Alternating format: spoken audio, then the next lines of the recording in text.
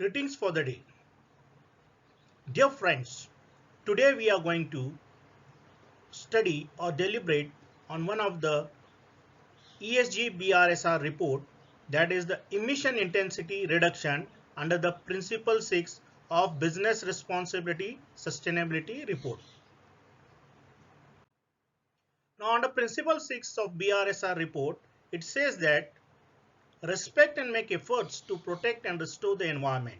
Under this, they have defined that implement drives for reduction in energy intensity with respect to previous financial year, implement drives for reduction in water intensity with respect to previous financial year, and implement drives for reduction in emission intensity with respect to previous financial year, and implement drives for reduction in scope 1 and scope 2 greenhouse gases emission intensity from previous financial year, and initiate fuel substitution projects such as coal to briquette and FO2 pipe natural gas. So today we are going to concentrate or focus on implement drives for reduction in emission intensity with respect to previous financial year.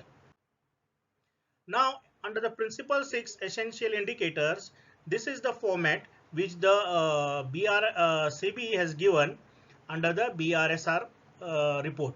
So what is this? Please provide the details of air emissions other than greenhouse gases emission by the entity, that is the organization, in the following format.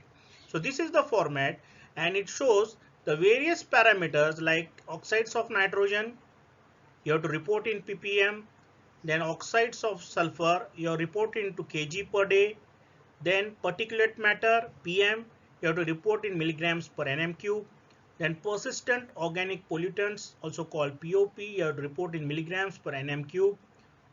Volatile organic compound VOCs, you have to report in milligrams per nm cube.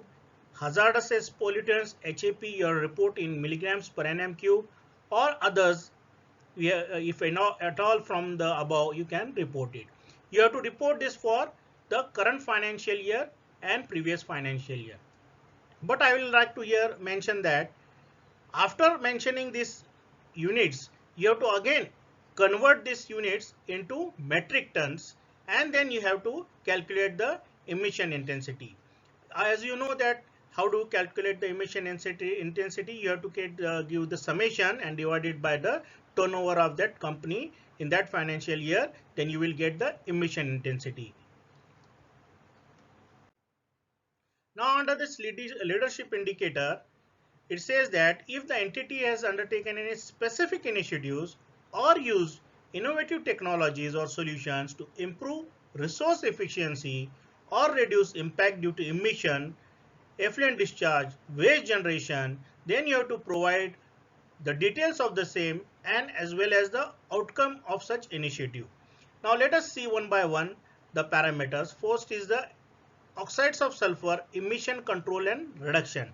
How do you control the emissions and further reduce the oxides of sulfur? Here are some of the points I have mentioned. These are some of the points, like the main source of the fuel like furnace oil and high speed diesel are the root cause of generation of the oxides of sulfur. Then how do you reduce it? Use fuel low in sulfur like low sulfur high stock fuel having sulfur percentage of very less as compared to furnace oil. Then ensure you purchase fuel from reputed and genuine source like HPCL or IOCL. Then ensure you receive the fuel along with the certificate of analysis. Always insist from the supplier that you issue the COE along with the consignment. Then always send fuel sample for external checking from third party to check any adulteration in between manufacturing and transit. So you have to randomly check at least once in a month or a quarter the sample which you have received for unloading. One sample should be sent to an approved laboratories for checking with respect to the COU as supplied by the supplier. Then comes the another leadership indicators is the NOx emission control and reduction, that is oxides of nitrogen. So again the main source of fuel are like FON, high speed diesel, which are responsible for oxides of nitrogen, unburned fuel. Then use again is fuel in low sulfur and high stock, like low sulfur high stock fuel and having lower percentage as you are using for SO2 reduction. Then ensure that you purchase the fuel from again reputed and junior stock HPCL, IOCL. Ensure you receive the fuel along with the certificate of analysis, same as for oxides of nitrogen. Ensure always that you send and some sample for external checking from third party to check the adulteration in between manufacturing and transit. So it is same like for sulfide, oxides of sulfur and oxides of nitrogen. Then comes the particulate matter, emission control and reductions. So the main source of the fuel like briquettes, FO, high-speed diesel are resulting the generation of particulate matter. Then how do you reduce? Use fuel with low sulfur, like low sulfur high stock and having low percentage. Apart from that, ensure you purchase fuel from reputed and genuine source like HPCL, IOCL, again the same. Ensure you receive the fuel along with certificate of analysis. Always send sample of fuel for external checking from third party to check any adulteration in between manufacturing transit. Then preventive maintenance of the boiler. This is very important. You should have a schedule for the preventive maintenance of the boiler, and it should be meticulously followed so that the PM generation is reduced.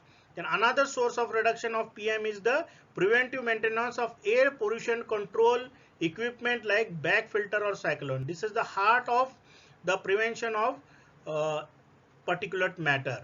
So you have the bag filters. So often we find that the bag filter is not maintained adequately. So the various pressure differential between the bag has to be maintained.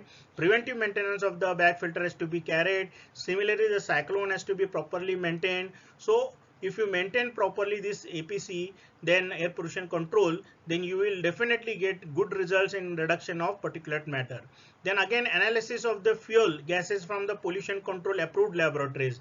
Then you have to randomly, as per schedule, send the sample of flue gases or analyze flue gases sampling from approved MOF approved laboratories for ensuring that they are within the compliance. Then other emissions are that POP and VOC emission control and reduction. Here the main source are from the manufacturing process, such that reactors, process equipments. Then how do you reduce it? Installation of adequate scrubbing system. So the design part here is very important. Initially, what are the emissions like volatile, POP and VOC, and which scrubber is adequate? Then you have to get information from the competent person, and you have to design accordingly to get the ideal results. Then preventive maintenance of the scrubbing system. Once the scrubbing system is designed, installed, then you have to maintain it. So you have to have a schedule for a preventive maintenance, and it should be meticulously followed. Then training to the staff deputed for managing the scrubbing system. This is also many times ignored.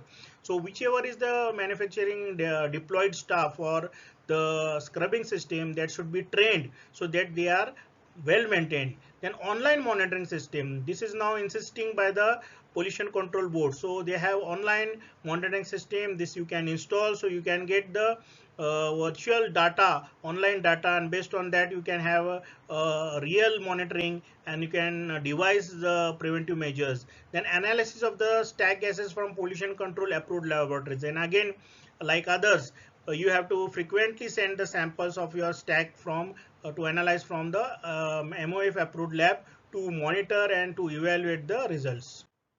So thank you very much, friends, for patiently listening.